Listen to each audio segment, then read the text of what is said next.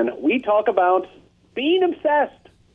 Recently in my travels, I ran across, I actually got to meet in person our guest today. He's a New York Times best-selling author, millionaire entrepreneur, real estate mogul, if you will. His name's Grant Cardone, and he joins me now to talk about his new book, Be Obsessed or Be Average. Grant, welcome to the show. PTP. P, what's going on, brother? Not a whole lot. When I think about you, first of all, I always think about energy, and then I have to admit, I think about someone who's obsessed.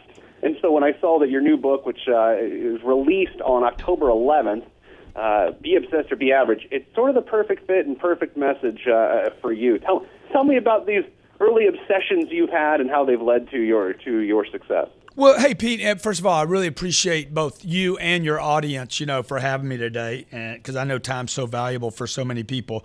But this has been my entire life. If I look back over my life, it wasn't my education. It wasn't even my upbringing that had contributed. I respect and love my parents, and I had a great childhood and all that. But what's really helped me in life is, man, just tapping into the things I'm obsessed about. I mean, which is frowned on by society today. It's like most people are being told you can't have energy. You're going to get older and you're going to lose energy. People are telling you can only have one purpose. Look, I have so many different things that I'm interested. It's unbelievable. And so I think that if I look back over my life, when I have denied the fact that I was, since a little boy, obsessed with having money and success and having the hot chick and being a great family man and thinking I'm going to be the dad, maybe my dad couldn't be because he wasn't available for me or whatever. I've been obsessed with all those things my whole life. I thought I was going to be a baseball player and James Bond and, I wanted to be in control. All that stuff, these fantasies that people give up on are things that I just didn't give up on.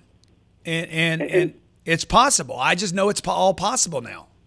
Now, your life took an interesting path. Now, like many young children, you have those dreams, and they got sidetracked. Not only, of course, being told that those things aren't possible, but your life took an interesting turn on top of that. I'm interested to see how those down moments in your life, if you're going to call them that, or if I'm going to call them that, how resulted in what you're doing now? Yeah, well, what you're referring to is from the age of 16 to 25, my life went down. I grew up in a middle-class family, great mom, great dad. I'm number 4 of 5 kids, 7 of us living in a 1,400 square foot brick home in Lake Charles, Louisiana, middle class. I mean, like bikes, go-karts, had food on my plate every day. I had love. I had people taking care of me. You know what I mean? I had love. It wasn't like I started at the bottom.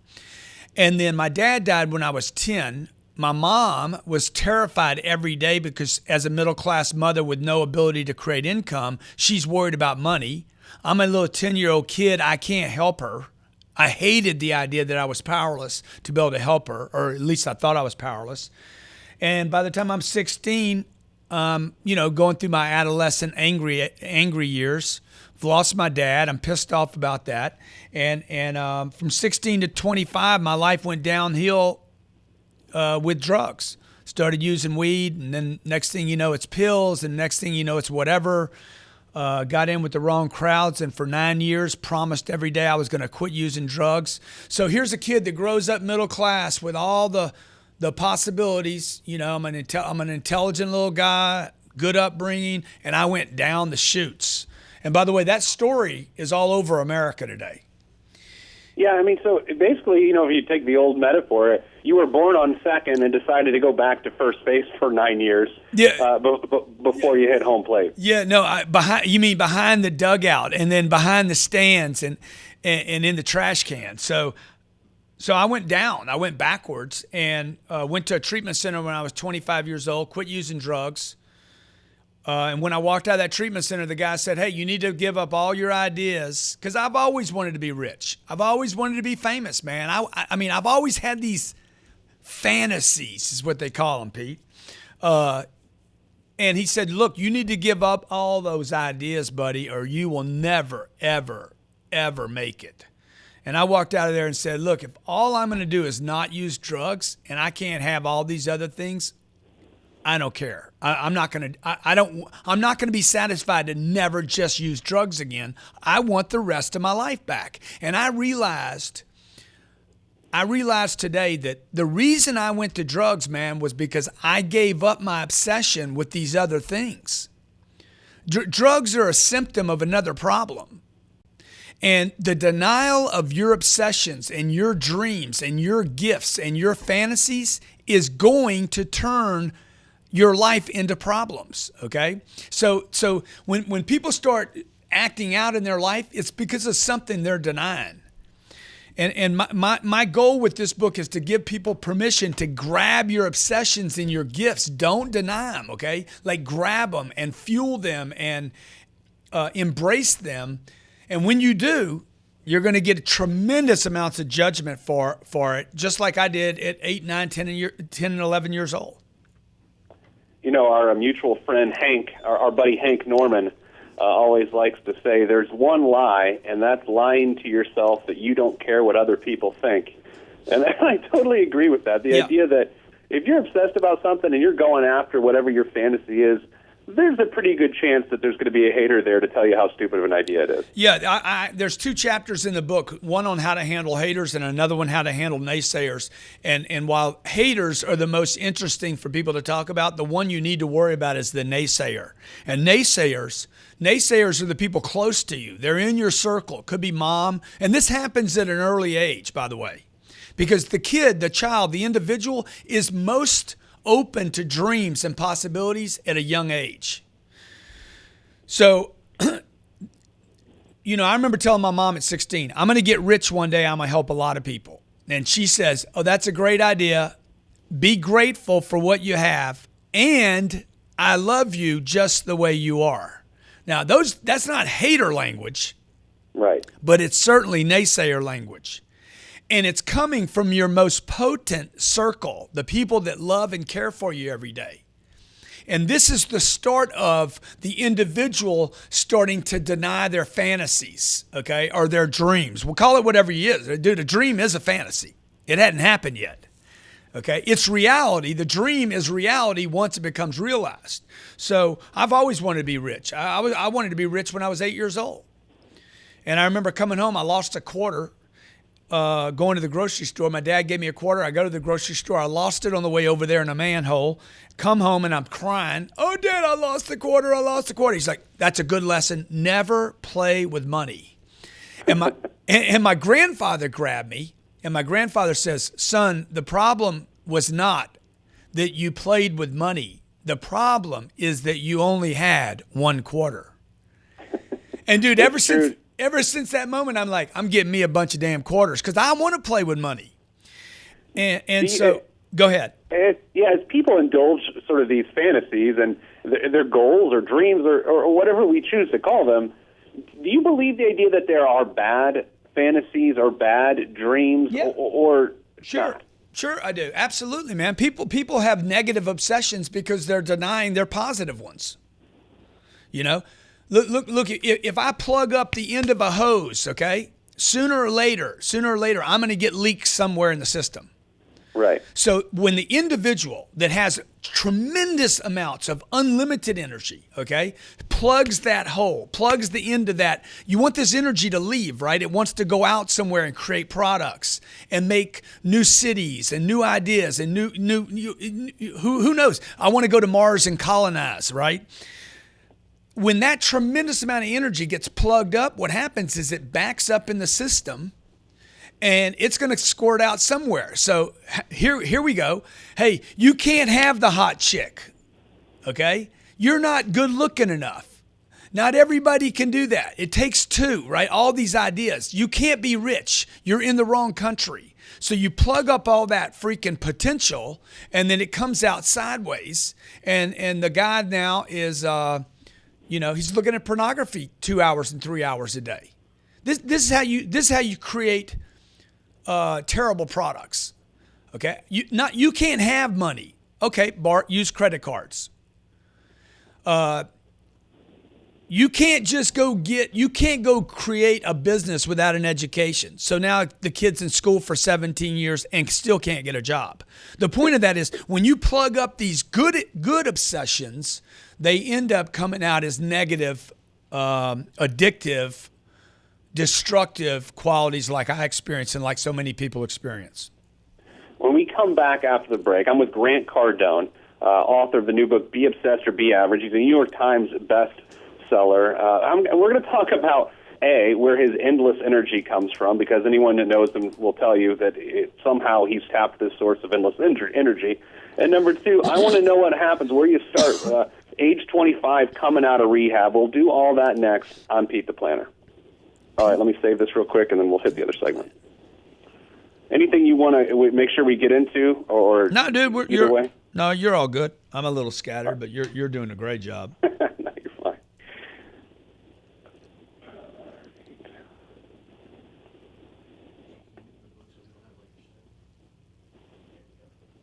All right, ready to go here.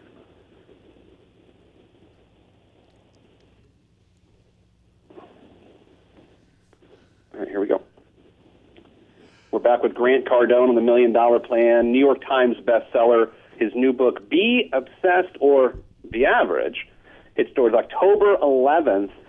Grant, you are an endless source of energy, so much so that if we could hook up the power grid to you in the United States, we wouldn't have whatever fossil fuel debates that we need because we just hook up to you. Where does this come from? Does it come from you knowing exactly what you want to do? Yeah, man.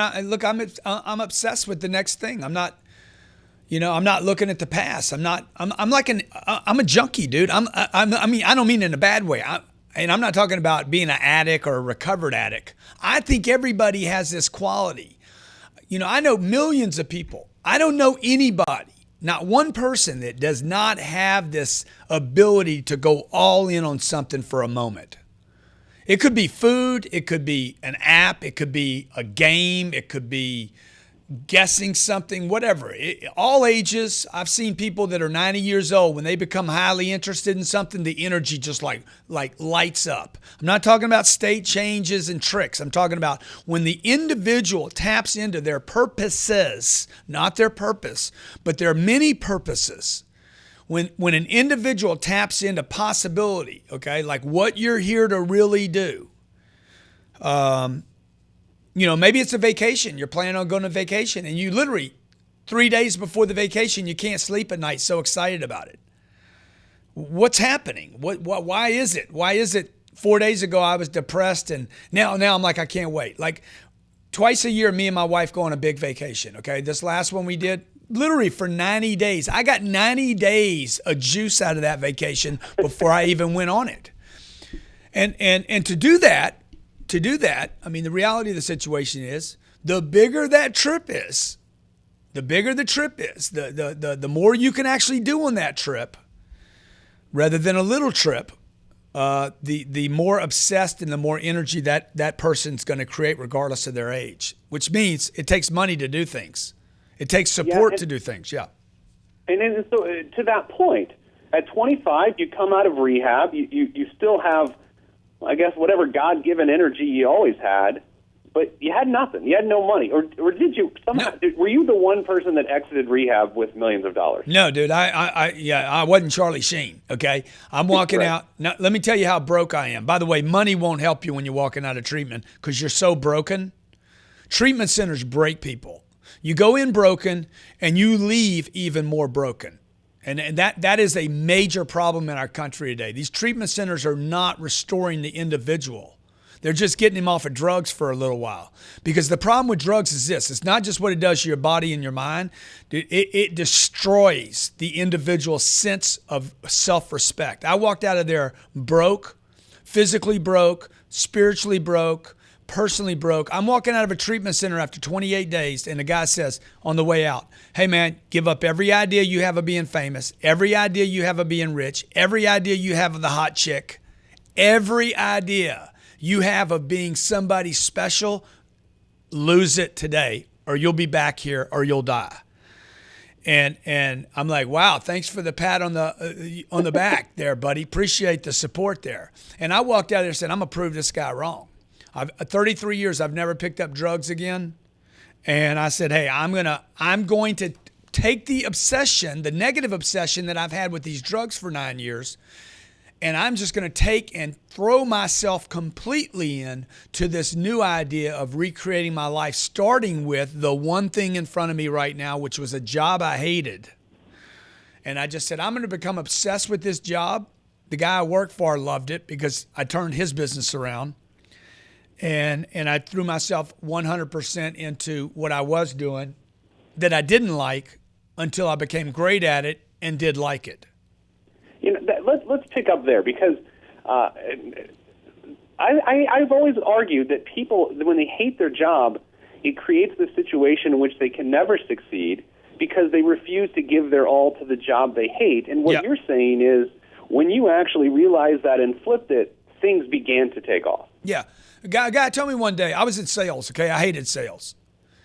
But it was the only thing I could get a job in, because the thing about salespeople is somebody will always hire a sales guy. And so it's the only job I can get, but I hate it. And a guy named Ray told me, he's like, the reason you hate it is because you're no good at it. You don't hate it because it's a bad job or it's a bad industry or it's not legit or because of the product or the economy. You hate it because you're bad at it. And I'm like, okay. He's like, look, make a commitment to get great at it, and I guarantee you'll love it. And so, look, when you're at the bottom and you want to turn your life around and prove to everybody that, and particularly to yourself, that you're actually somebody, then you quit making excuses. And I quit making excuses. I'm like, I'm going to get great at this job. And I believe this today, Pete, and you picked up on it. If you can get great at the things you hate, you are guaranteed greatness.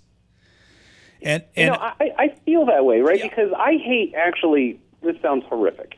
So let's just be transparent. Yeah. I really don't like exercising all that much because I'm terrible at it because I'm so out of shape that it's not fun.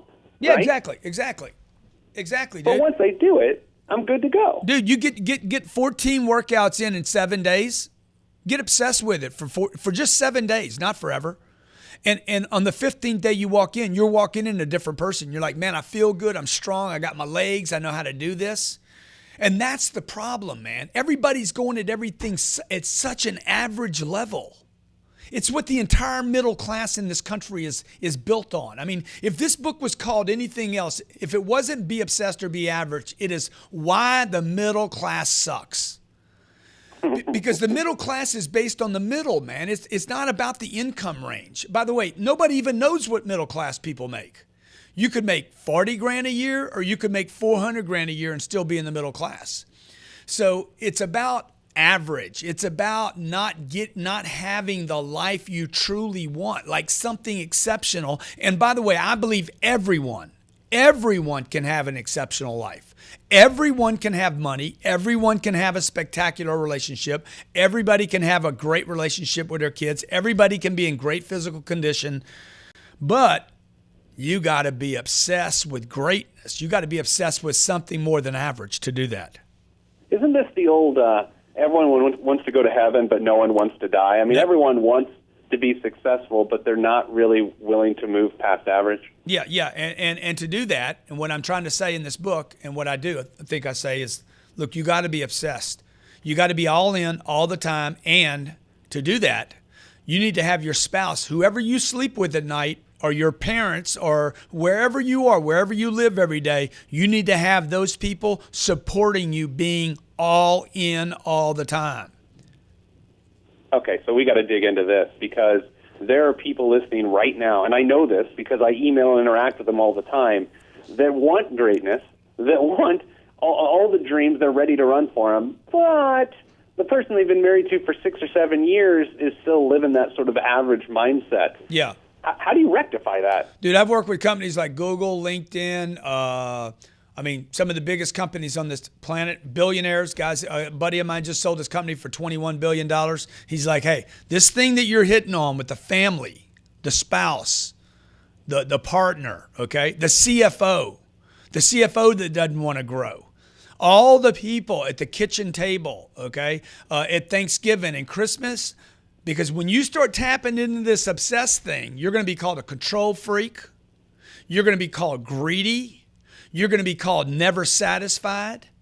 You're going to be told by your loved ones, we love you just the way you are, okay? When you go for some big dream, you're going to have somebody be like, man, we don't need all that, okay? You're getting messages from people close to you that don't want to create that expansion. And this is where the big difficulty comes in, and why it's so vital that you create a crew around you, a group that are also obsessed and understand that this is survival, that the obsessed are the ones that survive. The obsessed are the ones that change the planet. I mean, if we look back 2,000 years ago to today, you're going to see that every person, male and female, that made a difference, whereby you and I both know their name, we're going to find those people before they were called geniuses. Before we both knew their name, they were obsessed about that thing or things. We're talking to Grant Cardone, New York Times bestseller, author of the new book, Be Obsessed or Be Average. When we come back for one last segment with Grant, we're going to determine, where did this go wrong? Because it seems at some point in time people stopped being obsessed. People stopped trying. Sort of that full-force American effort kind of petered out. And yes, I just used my own name as a negative verb. So that's right. We'll do that next after the break. I'm Pete the Planner. All right, saving this. Hold on. I always hate the term petered out. It just punches me right in the theater. Yeah. You do a great job, Pete. Thanks a lot. I appreciate that. All right. Here we go. And last segment. Take about 9 minutes. Thanks. Back with Grant Cardone, New York Times bestseller. Grant, something tells me your new book, Be Obsessed or Be Average, probably is going to hit that list again if it hasn't already. We're number 2 on Amazon right now. Nobody's got the book yet, so we got a pretty good chance. Well, that's great. I look forward to seeing your name there. So, Grant, I remember listening to something not too long ago when, at some point in time, we began to vilify the person that has money. We began to vilify the successful person and say, well, that's bad. So help me understand where this great American effort that used to be everywhere, where in the heck has it gone? Man, buddy, I think,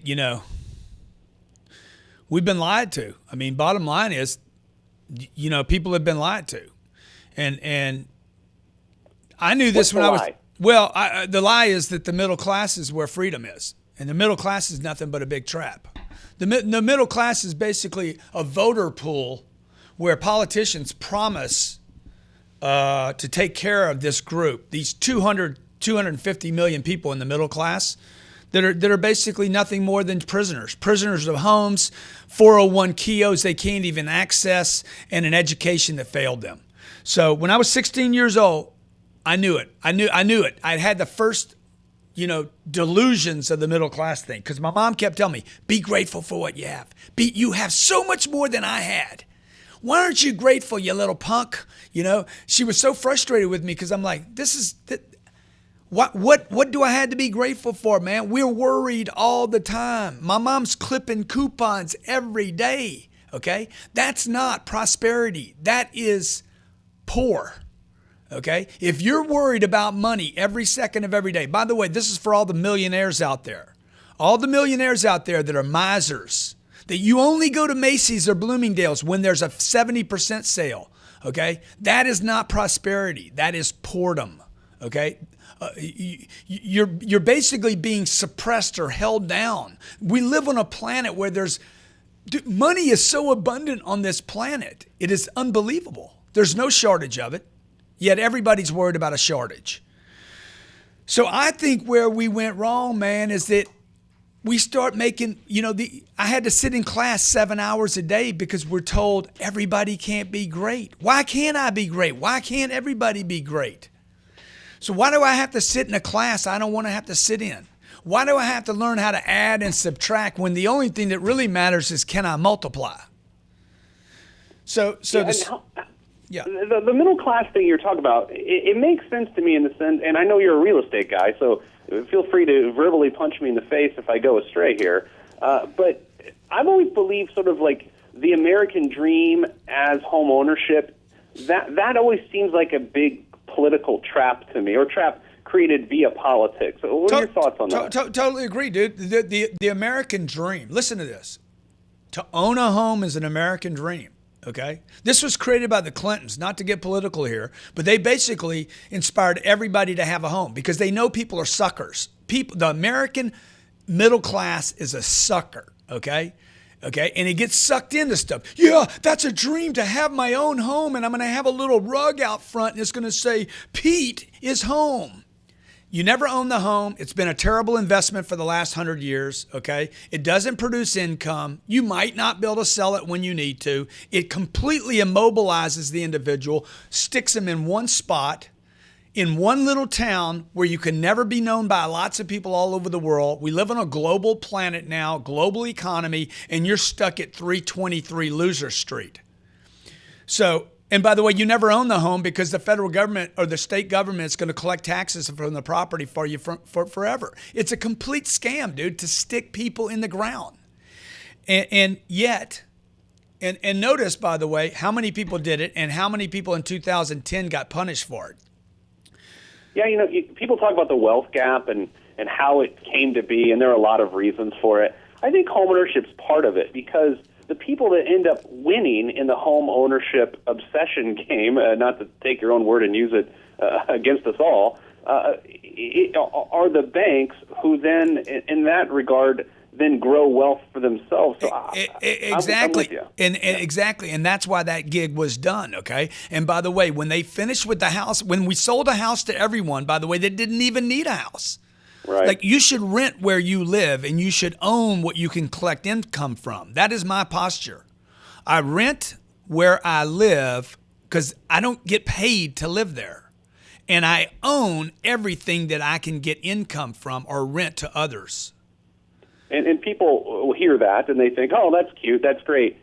But I have to admit, with your situation and what you're saying is, you've got a I don't want to put words in your mouth. You've got an empire from a real estate perspective based on what you just said. I own $500 million worth of real estate today, okay? It all pays me income. I rent my house. I rent where I live, and I own what I can rent because I want to produce income. I want everything I do basically to produce income for me. And why do I want that? Because I'm obsessed with freedom. I'm obsessed with time with my kids. I'm obsessed with great trips. I'm obsessed with my marriage. I don't want a second marriage or a third marriage. I want to keep creating on the marriage that I have. I want to keep building businesses and helping people around me. Okay? I want to defend lawsuits and win them. Or if I lose them, I want to not worry about it. So it takes money to live on this planet, man. It takes a lot of money to live on this planet, and most people are being told, buy a house, invest in a 401k, the Keogh. You don't even see the money for 40 years. You don't even know where it's at. You can't get it, okay? So like that's what we're telling people in this book. If you want to get out, if you want to be free, if you're starting to wonder, is the American dream fractured? Is something going wrong here, okay? Is there a scam underneath? And why are some people getting rich and some people getting happy and some people breaking out and some people changing the world while most people aren't? It's because you're average. It's because you've been brainwashed to be average and not given yourself permission to be obsessed. Now, my last question for you, and you've been very generous with your time today. For all those people, and by all those people, I mean, believe me, all those people that listen to this, and the first word that comes to their mind is but. Like, at what point in time do the buts go away, or what point do you, Grant, stop fighting the buts? Because what you're trying to do is show people there's a better path. Well, again, this is not a motivational speech that I'm giving people, okay? Like, you know the truth, and but's not the truth, okay? Let's say a guy in Iran, okay? A guy in Indiana is like, yeah, but I don't have any money. No, dude, the guy in Iran don't have any money. All right. Now, even the guy in Iran, I can introduce you to 10 guys from Iran today that figured out how to get over here and take care of their family that's still stuck in Iran. So, look, the American in Indiana, in Louisiana, all across this country, okay, we have gotten brainwashed that we're somehow free because we have the American flag. Most people in America are not free. 76% of Americans live paycheck to paycheck. So put this with your butt. But 76% of Americans live paycheck to paycheck, and we live in the richest country on the planet. 76% of Americans, okay? 52% of Americans don't have $1,000 to their name. In the richest country in the freaking planet, okay? We spend more per capita. In Indiana spends more. Hoosiers spend more money per capita, okay, on education than any other country. And we're like 22nd out of 27th. We got $1.3 trillion worth of college debt, and the girl gets out of college after 6 years and she's a barista at Starbucks. But, you guys going to butt yourself till you own your butt. So, look, give yourself permission to be obsessed, to fuel your obsessions, to fuel your dreams. And that's easier said than done, by the way, okay? That's why there's 13 chapters in the book, and I show you how I did it, how I've helped other people do it, and I want to give you permission and support. By the way, Pete, when people pre-order the book, I give them 13 coaching sessions. I think the book's $17 at Amazon. 13 free coaching sessions with me to make sure they understand what it means to be obsessed, how to get obsessed, and most importantly, how to stay obsessed. So go order Be Obsessed or Be Average at Amazon. Grant, you gave us so many nuggets today. Beautiful, wonderful, genius nuggets. But I think my favorite one was, I don't want a second marriage. You know what? I feel the same way. Like, let's just make this thing work. I don't want to do this again, to be honest, you know? You know what? I'm the problem. It's not her. I'm going to bring myself to the next person, okay? So you got to figure out how to make it, you got to figure out how to add things to your life to make it exciting, because the truth is no woman and no matter how many kids you have, and again, this goes back to the American dream, your marriage and your kids will not fill you up. It's impossible. That's why people are so disgusted after 30 years of marriage and their kids went off, okay? I got a buddy right now. Both his kids are going off to college. He's like, what am I going to do? Dude, you need to have a life, bro, okay? You've been living for the kids and you shouldn't have. You should be living for your dreams, everybody. If you abandon your dreams, how can you be a good dad? Grant Cardone, New York Times bestseller, Be Obsessed or Be Average. Get it now. Grant, thanks so much for being so very generous with your time here this morning. Pete, you're the man. You're the man, Pete. Thanks a lot. Coming up after the break, we'll put a bow on this. I'm Pete the Planner. Pete's going to put a bow on it. All right, on man. Tie a bow on it, dude. Tie a bow on it, dude. Put a bow on it. Okay, thanks, brother. Thanks.